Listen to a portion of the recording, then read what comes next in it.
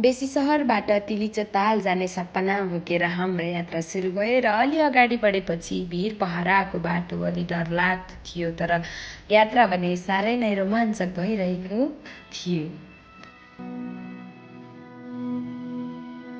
बाटोमा ठोक्किने यो ठुलो झरना र सुसाइरहेको हावाले हाम्रो थकान मेटाइरहेको थियो र हामीलाई मनोरञ्जन प्रदान गरिरह्यो।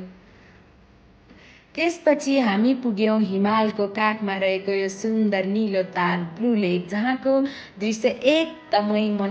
मनमोहक थियो र हामी यहाँबाट अगाडि बढ्न गाह्रो भइरहेको थियो, तर पनि हाम्रो गन्तव्यतर्फ पुग्नुपर्ने भएर हामी यहाँबाट हाम्रो गन्तव्यतर्फ अगाडि लाग्यौँ र हामी पुग्छौँ मनाङ भ्याली।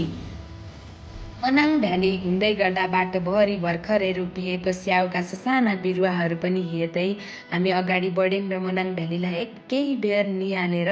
हामी फेरि हाम्रो गन्तव्यतर्फ अघि बढ्यौँ र हामी पुग्छौँ हिमालको काखमा बसेको थाङसार भिलेज, जहाँ पुगेर हामी आज आराम गर्ने सोचेका थियौँ र हामीले हाम्रो यात्रा आजलाई यहीँ नै विश्राम गर्यौँ। अब भोलि तिल्चोतर्फ